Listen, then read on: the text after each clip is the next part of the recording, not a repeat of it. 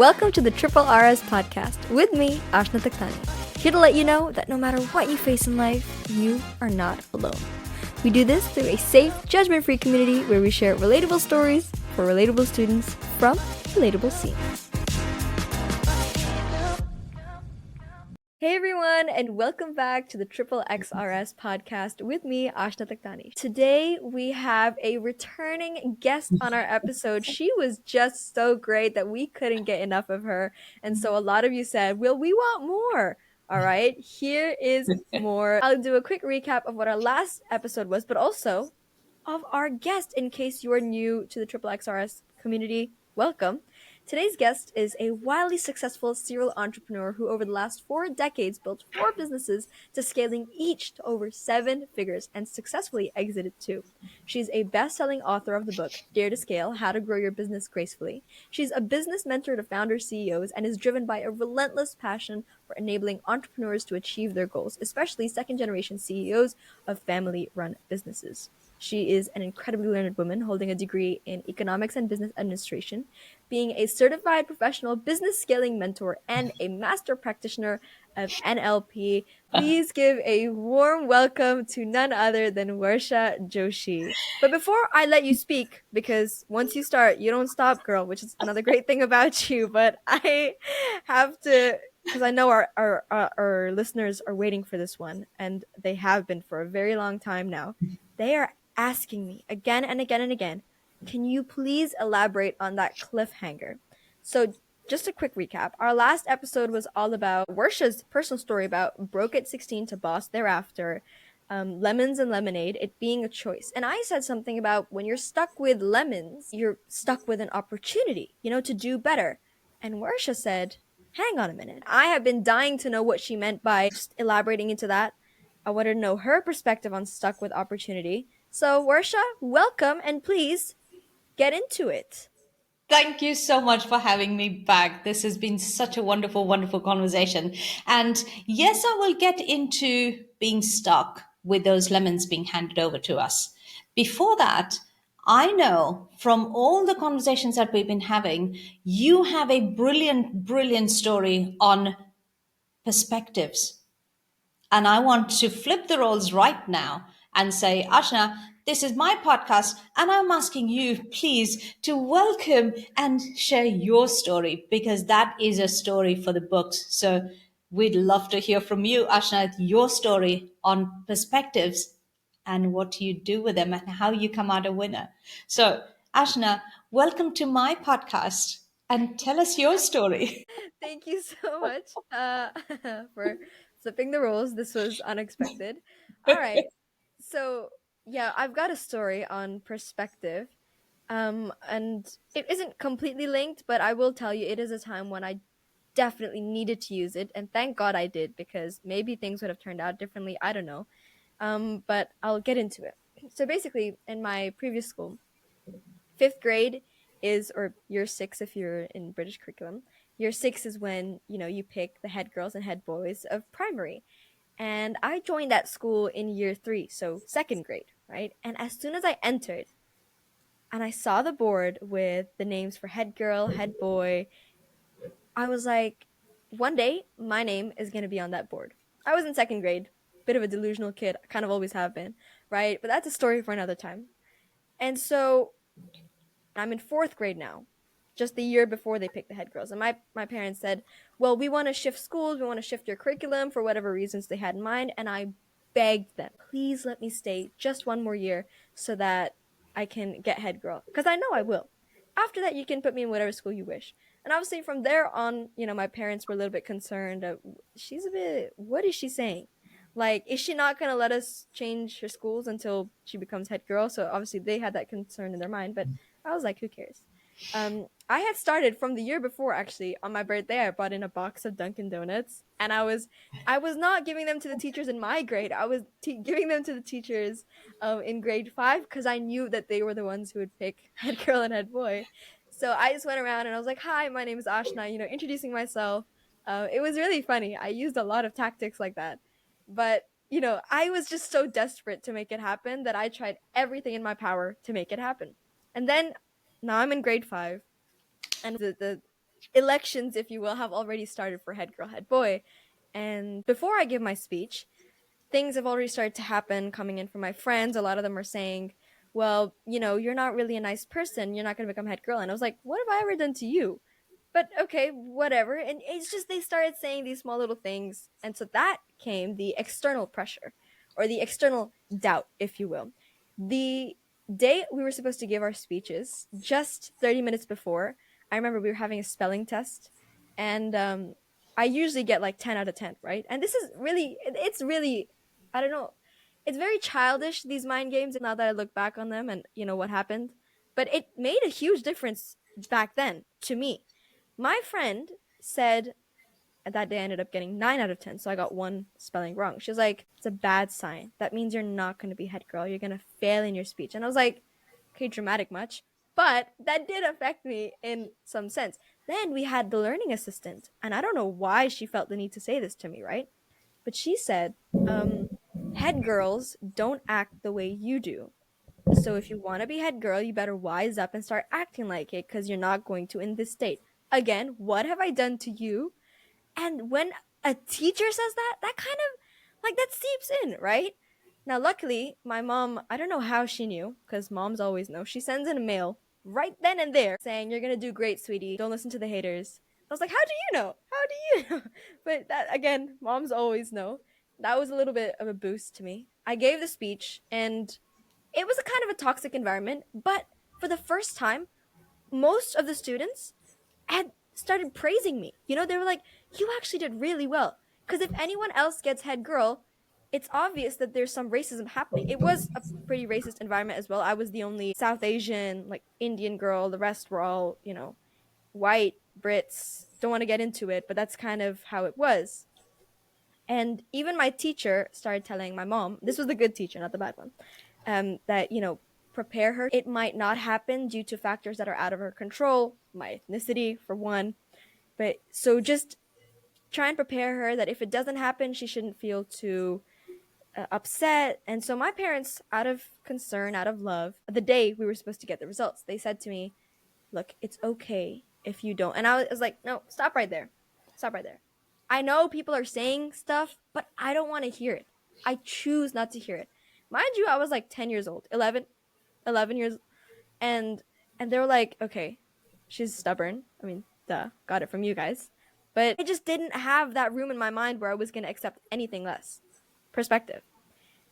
And I wanted it so bad, and I was so desperate for it to happen, to the point where I could close my eyes and I could imagine my name written on that board, written in black, plated in gold. And it happened. It happened. So to all the haters who told me that I don't have what it takes to be head girl, or to all the racists who said head girl doesn't act like this, well, guess what? Every day you walk into that school, you see my name on that board. And I know it sounds like kind of arrogant, but trust me, it is completely worth it. And it just flips the switch on perspective. Had I listened to the people outside saying that, oh yes, a head girl doesn't really act like this, maybe I would have messed up in my speech. Maybe that would have given someone else a chance to do better than me. Maybe my name wouldn't be on that board. But I chose not to. So now that I've shared my story, Warsha, I'm going to flip the roles again. And I'm going to ask you. You said something about being stuck with lemons. I have a feeling it has something to do with perspective, so dig away. Brilliant story. And I don't know if you were watching, I was furiously making notes on many things that you were saying. And I'm going to weave those into this. But yes, I will answer that cliffhanger first. Hang on. So Now, when before we go you, through, you're not actually supposed to ask questions. She has her own podcast, by the way, Dare to Scale, if I'm not wrong, right? She's yes. actually switched into it. I love it. I love it so much. Go on. So let me first address the cliffhanger. And this beautifully ties in with your story. So when you were recapping, summarizing our last episode, you said, well, when you are stuck with lemons, you're not just stuck with sour fruits that you don't know what to do with it, but you're stuck with an opportunity. And I want to first peel the word stuck. When you say you're stuck with an opportunity, you're creating a conflicting story in your head, because you're never stuck with an opportunity, you're presented an opportunity. You are stuck when you feel you're stuck with something that is unpleasant for you, or you're in a situation that you can't see a way out. So when you say you're stuck with an opportunity, most people would know what to do with that because it doesn't show up as an opportunity, because the word stuck, would you believe, has a stronger impact on our behavior, on our perception of the situation, than the word opportunity. That's crazy, isn't it? How much Yeah. one word can do. Yes. Wow. So that is the Every power of single word perspective. plays a role on how we see the world, how we see ourselves. So I want to flip that and say you are presented with an opportunity, even if it is in the shape of a few really sour fruits. You're presented with an opportunity. What you do with it is in your hands. Because the minute we say you're presented with an opportunity, it's like you won a prize. And you think, wow, here's an opportunity, as opposed to being you're now stuck with this perception. Right. That's That's pretty beautiful. much what it was. Yeah, and obviously, for those of you who haven't come from the previous podcast, I would suggest you do so because we delved into Warsha's incredibly interesting and true story about being broke at 16 to boss thereafter. She went from living in a shop front to owning her own apartment in a matter of months. So you shared your experience with us about how that was, right? And you Yeah. said that we are presented with an opportunity at all times, even if it comes through the form of a few Yeah. sour fruits. So when did you first realize the importance of perspective? When did it hit you that this actually changes everything? A few words can make the biggest difference. When did that hit you? I think it was a slow sort of a progression into that dawning. It's like the sun doesn't rise in an instant. It's a it begins to dawn on you a little by little, and then suddenly you say, "Well, hang on, it's already daylight," and that's how I've actually been leading my life.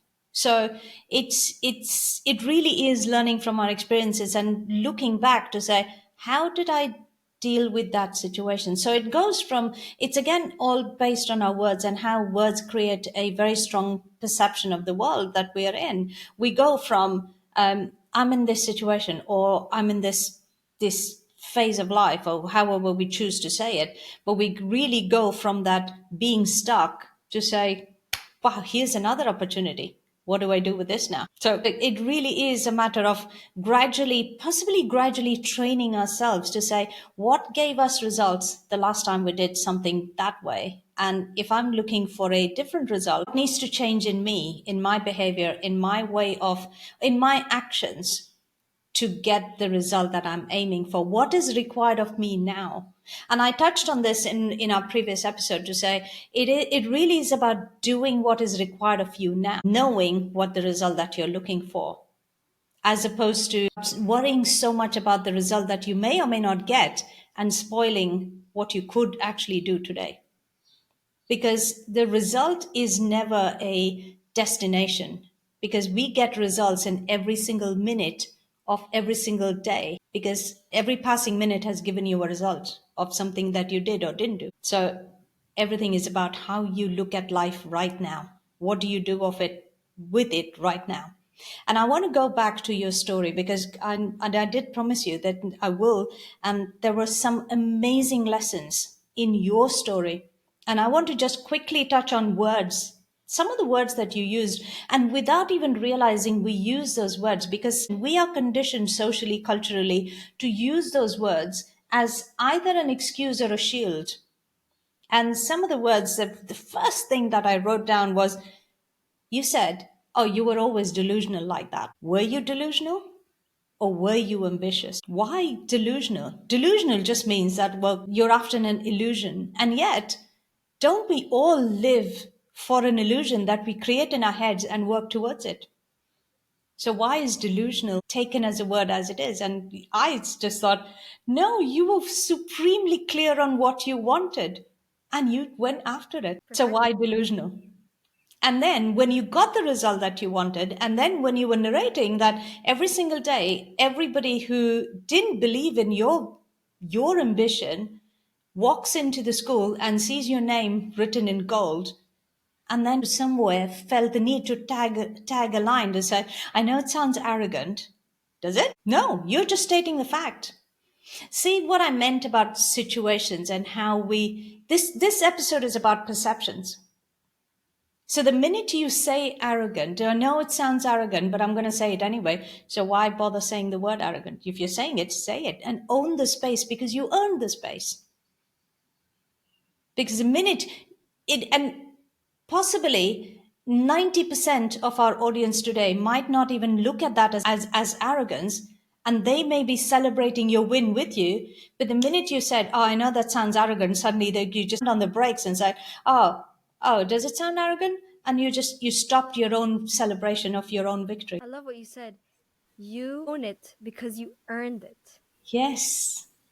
Wow. And you're Yes. right. No, it is used as either to shield us, which was, I Yes. think, that's where the delusional part came in, right? To shield Yeah. us. If it doesn't happen, it's okay because I was only being delusional after all. It wasn't like set in stone or anything. And then it's used as an excuse, right? Yeah.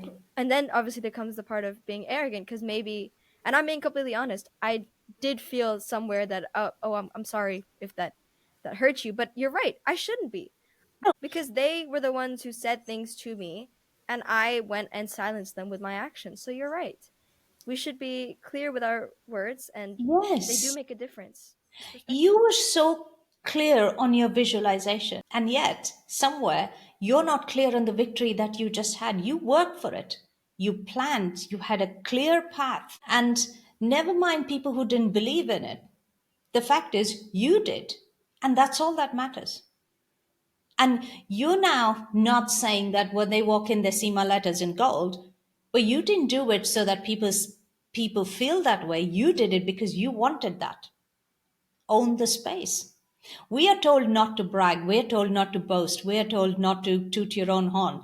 And then my way of looking at that is, well, if you don't, nobody's going to. So it starts with you. Yes, I love that so much. And That's incredible. when you have earned that space, you have earned the right to say, yeah, I did it.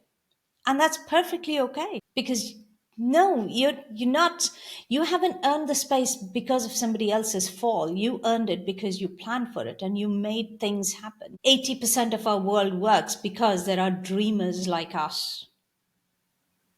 That's a fact. And there's something else that you said. It seems childish now that you did it. Was it childish? Are you kidding? Every person on this planet, regardless of their age, wants to do something for themselves. They want to stand out in their own way. And that's exactly what you did. Is it childish? Absolutely not.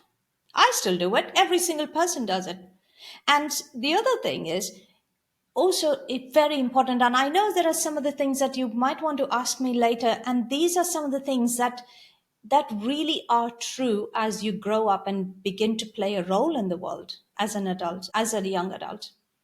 Is the first thing is there I will use the word, it is impossible to please everybody. And that is not our role in life to please everybody. I think Steve Jobs had a quote. He said, "If you want to please everyone, don't be an entrepreneur, be an ice cream And I'll vendor." peel that even further. Even then, you Even as couldn't. an ice cream vendor, you cannot please everybody. That's That's true. a fact of life. Because we all have our own perspectives on life. And not everybody will agree with us. And that's also okay because everybody has their own view of the world. And we're not out to change everybody's view of the world. We're just saying, this is my view of the world, come join me. And if you choose not to, that's also okay.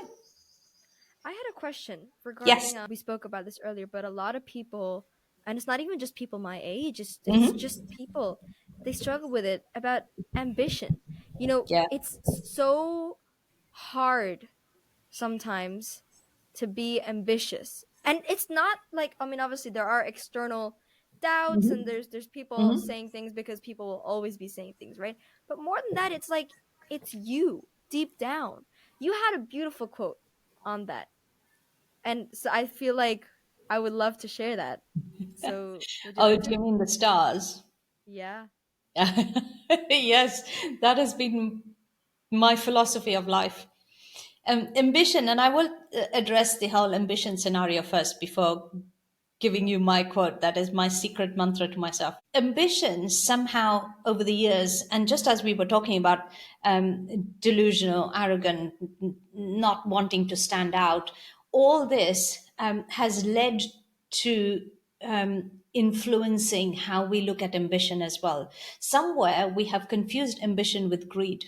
So that's where we think, well, don't be ambitious, stay within your means. Or don't be ambitious, because we somewhere think ambitious is directly related to earning money.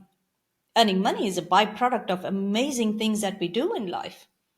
But ambition to me is be the best at what you do every single day. Ambition is about bringing excellence, whether it is an impact with making somebody who possibly comes and, I don't know, sweeps the street that we pass by and say, well, thank you. That's just making a better version of ourselves every single day. Ambition is being a better person every single day from what we were yesterday. Plain and simple. Again, perspective. How you Again, look for at ambition perspective. changes everything. That's got nothing to do with greed. And why would we stop ourselves from bringing that level of ambition in our lives? It is exciting. It is It is. really And when exciting. we channel it into our corporate careers or our business or our entrepreneurship, that just adds another level of ambition to it, because there you are impacting even more lives through our work that we do.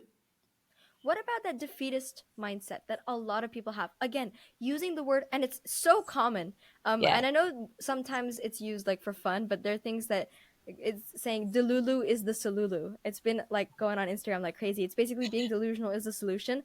But you're right. That word isn't. That word means you're believing in an illusion, and it could be used as an excuse if what you're aiming for doesn't come true. How do we change that altogether?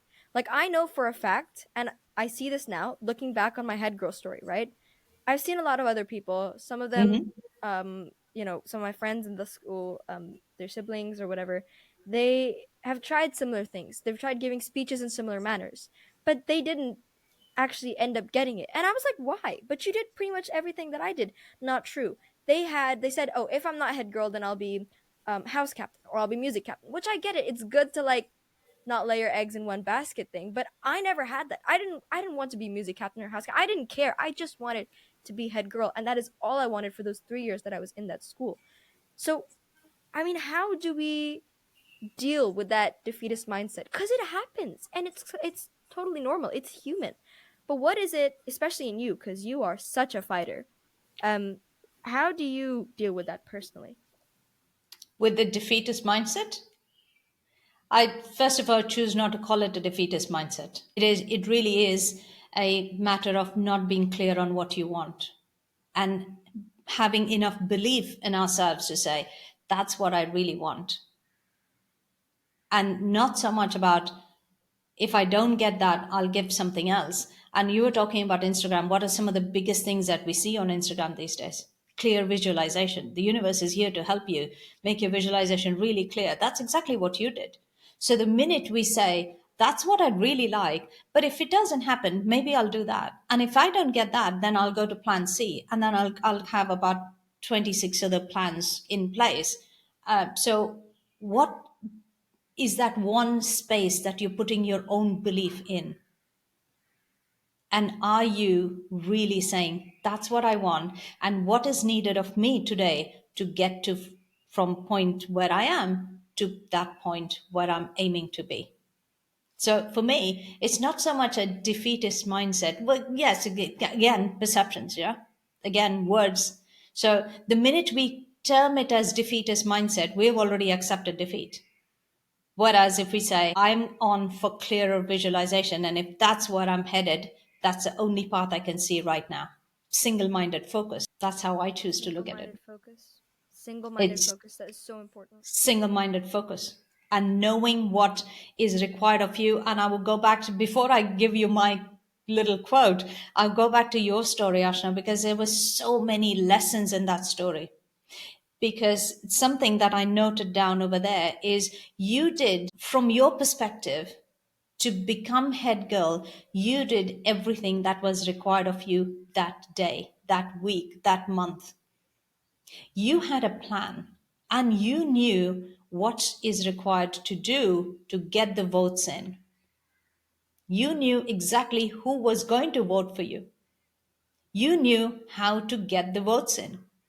You didn't stop, did you? You were, I'm going to use the word, and I'm going to use the word deliberately over here because that's also another much maligned word today, or the perception of that is you were playing chess. You were thinking 10 steps ahead. You were playing chess. And okay, full disclosure, I don't play chess as in the actual game. But my goodness, if there is one thing I know, is I am constantly thinking 10 steps ahead. And in its own way, it is a matter of playing chess. Every single word that comes out of my mouth, every single perception, every single person's view on when I say something or when somebody else says something, where I'm thinking 10 steps ahead to say, knowing that person, I know what the perception and the reaction or the response is going to be. And then what is the counter? And how do we now manage that situation to eventually get the collective result that we all want? In a sense, that is what is negotiation. Yeah. So And we're you actually were gonna playing tap chess. into that. We're gonna tap into the negotiation thing really quickly because we're gonna look at what's after school. We're gonna look at corporate life. Yes, And obviously, because yes. you've been so Can I give you successful my with. quote first? I was just gonna say, please, I'm dying to hear it. It is battling on that defeatist mindset. What do most people say? Oh, reach for the stars, you might at least hit the moon. Isn't that what we say? Isn't that what is Right. mostly accepted? And we all feel Yeah. good about it. Oh yeah, I'm going to reach for the stars, at least I will hit the moon. So my way of looking at this is reach for the stars and collect the moon on the way. That's amazing. That is so beautiful because it's Yeah. right. Reach for Yes, the stars. If you're reaching for the stars, then aim at the stars. You will land at the stars. You exactly. want to collect on the moon. Yeah, you want to collect the moon on the way. It's not going to hurt anybody. That's a But yeah, bonus. that's That's a incredible. bonus. So reach for the stars and collect the moon on the way because that's the path you're setting for yourself. So true. So, yes, Path. over to you. I've got two different Yes, things. I'm going to touch yes. in on path just a little bit later.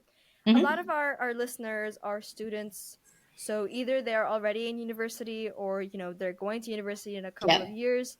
So transitioning from the academic world to the professional world, it's daunting. You had to do that. You had yes, no choice, yeah, right? And again, for those of you who haven't listened, please, please, please go back to the previous episode with Warsha. It's absolutely incredible. You need to hear it. Her story is so inspirational. Right? You had no choice. You entered the professional world at the age of 16, and it is daunting. It's scary. So, what yeah. is the thing that surprised you the most? And what advice would you give to those who are transitioning from the academic world to the professional world? Be open to learning. As soon as we come out of the academic world, we come out with a degree attached to our name, and we've just cleared university. So naturally, it's that phase of life where we feel we're already on top of the world. And somewhere at that stage, I have noticed, and particularly because I work with a lot of second generation CEOs joining the family business, is that's where somewhere we set into that space where we literally stop learning because we are out of the university. But that's where the real learning starts, because that's where the real hands on learning really begins. And you'll be surrounded by people who will teach you. Again, some will hand you lemons and say, well, there's a lesson for you, which may be supremely unpleasant at that stage. And some will say, well, come here, I'll tell you what to do with the lemons that you're holding on your hands. The important thing is, it's in your hands to know that that's where the real learning begins. So be open to learning, be open to being mentored. Allow yourself to say, I have learned the theory of life or theory of whatever field you're in university. Now it is time to see how I can implement it or apply it in real life. It's like your Even then, street MBA starts then. street MBA, I love that so much. even then, actually, even after, although we like pick a specific field in university, Yeah, I don't know much about it, but I'm just saying from the certain talks that I've done, that even then there's so much more to learn in that field itself. You never there stop is. learning, you never stop growing. And there's two ways There you can is. take it. Again, perspective. And I'm so guilty of doing this sometimes myself. Sometimes, like, no, I know all there is to know about it, and then I kind of become a little bit closed-minded. And it's not easy for me to say this out loud because people probably don't notice it first thing, but it does happen, and I do it, and I'm not proud of it because it's like you always have to be. You used a word in our previous episode. You said dry sponge because you just collect everything that is around you. Yeah. All that water, you're absorbing that information as if you were a dry sponge. So every time you think you've learned enough, you think you've learned it all, you haven't. Kind of squeeze that sponge again, empty all the water, or put it aside, not empty it per se, and feel free to learn everything there is to know all over again. You bet. And I loved how you said it. Squeeze the sponge dry, file away the information to be retrieved at will, and be ready to absorb again. Because the fact is, we live in an ever evolving world. We live in a very dynamic world, and there is something to learn every single day. Literally every single day. You may have been in a field for 50 years, and suddenly there'll be something that'll say, wow, never saw it like that. It's all about perceptions because the minute you change a perception, there is something to learn from there. So, yeah, very much so. Be open to learning. Always keep your curiosity and of and awe and wonder of life open because there's always something to learn from every single person you cross paths with. There is no such thing as coincidence, by the way. If you cross paths with somebody, that's because someone's Meant there to be. to give you a lesson. My mom So, says the same thing. She says yeah, you'll always meet the right people at the right time yeah. because we believe in God. If you don't, universe, Yeah. life has a plan for you. You just have to Yes. believe, have that faith. Yeah. I've got another question now. We touched Hmm. on path, right? Even then, and this is something that a lot of people, not even just students who, or graduates, but kind of everyone, sometimes we feel lost or unsure of our direction. So, what advice would you give to the people who are trying to find a niche but are unable to do so, or, struggling to find a niche? What would be your advice to them? Two things. One is first see why are you struggling to find a niche. In most cases, it's because we are being guided by somewhere we really don't want to go. So look Right. inwards, first of all, to say, what is it that you want to do? We talk a lot these days about find your why and find your purpose in life. And not all of us suddenly wake up one day and say, well, here's my purpose in life. It takes years and decades and really journey of life for us to eventually get to this stage to say, oh, so that's what my purpose in life is. So as opposed to looking for that huge philosophical realization, one of the nicest things to see is what can I do today that can create an impact on someone's life? What am I good at? What do I really want to do that makes me happy along with making someone else happy in this world? That's a great way to look at life and just simplify it for yourself. So that's Yeah, one nice way of looking at what do you want to do? to do that is so Want to important. do. Yeah. Are you in this because there's a social pressure to do this? Or are you in this because you want to do it? Or are you in this because you see, oh, the world is moving in that direction. So shouldn't I also be moving in that direction? Not necessarily. Because there are 8 billion of us. There's going to be soon, well, hopefully not, but there's soon going to be maybe 10 billion of us. We all have our paths. So, what do you want to do? Because remember, standing out is not such a bad thing because you welcome to create your own niche. There is immense abundance in this world where there is an audience for all of us. So, first, stop for a second, give yourself that little bit of quiet space and say, why am I doing this? Why am I struggling to find the niche? I'm struggling because I'm possibly not looking at this as what I want to do. Maybe there are lots of voices around me that are telling me to do something, and I'm going with the flow, whereas you're really swimming against the tide. Just stop for a second and look inwards. Yeah, The and answers that are all is inside us. We just have to listen. that really is, and it's so important as well because especially as students, sometimes you've got obviously the pressure of your teachers, your Yeah. parents, your friends. Sometimes you see them all going in one direction. Like, am I doing something that's wrong? But I think you're right. At the end of the day, it all depends on what you want to do. So if you are struggling with something, what is it that you want to do? That is your why. You're right. Sometimes it's not always about, you don't just wake up one day and you're like, this is my purpose in life. The people who have had that understanding from early on are very lucky. But even to them, it's not their complete why. You only realize that after a very, very long time of doing something, right? And understanding this is how this shaped my life. This is how this instant helped me. That is what contributes to my why, my purpose in life. But it could really be when we say like find your why, because that's important too. Without your why, it's really difficult to you just do. It's really, really difficult to have that motivation, that constant desire to just want to. So when you have that natural desire for something, that's just so important and that's incredible. And you put it in such a lovely way. You are a serial entrepreneur and a very successful one too. What are some of the biggest challenges, again, perspective, that come with starting your own business? Challenges are good. I actually like the word challenge because I'd rather challenge than a problem because problem Right. stops us dead in our tracks. Whereas challenge says, ooh, there's a challenge for me. I'm going to roll up my sleeves and take this on. So challenges are good because challenges keep us moving. Challenges keep us evolving. Challenges keep us learning. The challenges, most of them are really inside us and they're personal challenges. Because then, now I will address what you had addressed in the first episode is the self doubt. Because the older we get, the stronger our self doubt. Because the older we get, there are more voices around us. The older we get, the more prone we are to listening to those voices. And the self doubt does creep in. And the second is the older we get, we, just as I was saying a few minutes ago, we stop learning.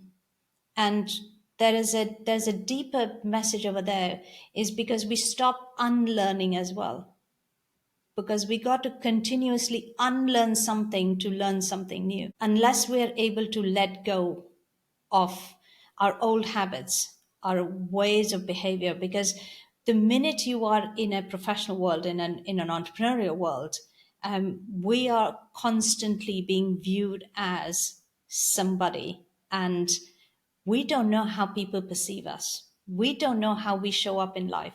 We may absolutely think, well, this is how I am, and this is how I'm going to continue to be. And yet, something's got to give.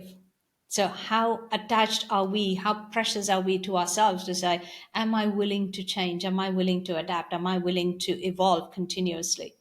Because that has a direct impact on never mind what business you're in, but how you show up in a professional or a business world. Because the minute you start a business, you have people working with you. How do you show up as a leader? You have customers looking at you to say, are you delivering the best product possible? You are answerable to everybody. Oh, on that note, can I also just say, we are living in a trend, and I call it a trend because it's somehow become a trend that people say, well, I'm tired of doing this. I'm going to be free. I'm going to set up my own business and be my own boss. I'm going to set up my business to be free. That is one of the myths about freedom and starting a business. If freedom is what you want, perhaps actually look at a job, because you can pick up and drop a job from 9 to 5 and actually have a different life. I'm not suggesting in any way that by starting a business you don't have a life. You just have a very different life. And in a business, you really are everything. And believe me, everybody is your boss. That's why when you first said the name of the previous episode, from broke to being a boss, and I thought, well, I've never looked at myself as a boss. I've never used the word boss for myself, because when in a business, literally your team is your boss, your clients are your boss, your suppliers are your boss, the market is your boss. You really are everything from sweeping the floors to making a profitable business. You are it. So Yeah. it's that's the realization that needs to settle in, because what is required to run a successful business is to know how to run a business, what it takes to run a business, as opposed to being great at what you do as a profession. So some of the challenges, yes, and these are some of the things that I talk on a lot about is know what it takes to make a success of the profession that you're in, of the business that you're in. That's where the journey really starts. So And I think once you get past that, once you begin to realize that every day is an evolution of yourself and the business, I think you pretty much start to get hold of that situation and say, okay, it's a fine line, and yet I'm mastering the art of walking it. It's the same in the corporate world as well. There's a tremendous amount that is required of you. There's a tremendous amount of being shaped by different situations. That's where your resilience and your ability to unlearn, let go of things after that 5 p.m. and get home and say, well, tomorrow is another opportunity. And yesterday was yesterday. I'm not going to carry it with me today to work. And I think also the adaptability, like the Yeah. ability to change constantly, because everything change is the only constant. And I think whether it's the academic world or the professional world or just life in general, I think that is something that we also have to kind of master. And I have And also, sorry, I know I'm cutting in. I've also actually spoken on this before, and we've spoken about this a lot in the episode. In my first episode, when we looked at overthinking, we looked at change. There's another one, how to deal with uncertainty. When it comes to change, kind of the entire world is centered around change. So the ability, like you said, know what it takes. Don't be afraid of it. Rather be excited. Again, coming into perspective. You had something to say. I've got another question, so go for it. I was just going to add to adaptability and change is required of us, not just in the workspace, in life itself, because we go through phases in life. Something different is required of us at every phase of life. So changes, yes, adaptability is what is required. Change is constant, absolutely, because we live in an ever evolving world. Are you evolving with it? Or are you choosing to say, well, this is who I've always been, this is how I'm always going to be? And are you then going to be left behind by the ever evolving world? So change and choice is in your hands. All right. So my last question now, and I hate to say that it is my last, is actually split up into two parts. What is success to you, and how do you think that definition has impacted your career? Success is always a journey for me. Success is not a destination. We don't, at no point in my life have I woken up and said, oh, I have attained the success that I was after. Because that just doesn't happen, because it's a continuous evolution. So it's a journey for me. And that's a beautiful way for me to look at that, because that means I am not stopping at a destination. Life is a journey, which I'm learning every single day from. So that's exactly what I take to work or any phase of my life. And I think that's very important as well because, like you said, it you take that with you all the time, and so that obviously has a direct impact on your career, your success, your journey. So you obviously moved from India to Dubai in 1996 as a single female Indian female, right? And now that for a lot of people is quite scary. There are a lot of societal norms, you could say, that are put on you. But do you think that it actually stops us from achieving anything? Or, like, what is your take on societal norms and the corporate world? Oh wow. Yeah, societal norms. Tell me about it. When I came here, it was a very different situation. At the same time, it is again how we see ourselves is how the world sees us. I didn't see myself at a disadvantage when I came here because I was single and young and Indian, and it just I came here with the confidence that it doesn't matter what this wonderful city has to give me. I have enough in me to take this and turn this into a brilliant opportunity. So yes, did it was it challenging? Of course it was challenging because people didn't know what to do with a single Indian woman. And yet, somewhere, the minute you put yourself out there and start exploring, you suddenly find that you're not alone. Isn't that what you talk about in your podcast? It doesn't matter what the situation may look like, you're never alone. You always find your groove, you always find your support system, and be open to finding your support system and say, right, here we are, a bunch of us. What can we do about this? So, yes, did it affect? It did affect in the beginning, and yet eventually we find our own little mastermind, and that's what I did. And that is so important because, like you said, no matter what you go through, you're never alone. So, whether it is that you are moving from another country to a completely different country in 1996 as a 26-year-old single Indian woman, or whether it is that, you're branching off to a new university and all your friend group is, moving apart and you don't know exactly where it is you're going, what it is you're doing, you're not alone. The important thing is to have faith in yourself from what we've learned today in this episode. The important thing is to not let that self doubt creep in, least of all the external doubt. Because if you have faith in you, that's all that matters. Perspective is extremely important. No, you're not being delusional. You are ambitious. Say it proud, say it loud. And if it doesn't work out, well, don't even think about that because you know what? It will work out. We will make it work out. We will not leave until it works out. And I kid you not, that is exactly what I told my parents. There was a reason they were so concerned because I told them I'm not leaving this school until I become head girl. I don't know how that would have been possible, but thank God we didn't have to find out. I became it in the first year itself. And that is the end of this incredible podcast episode. Thank you so much, Warsha, for joining us. It truly is an honor to share your story. And thank you so much for giving your extremely experienced and wise advice, sharing that with us. It's not easy, but you've shown us that it's fun and exciting.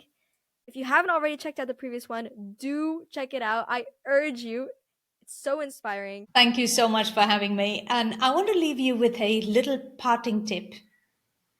Every single morning, wake up, as you brush your teeth, look in the mirror, look into your eyes, and give yourself the biggest and brightest smile and say, you are the most amazing person on this planet, and you got everything in you to make today exactly how you want it to happen.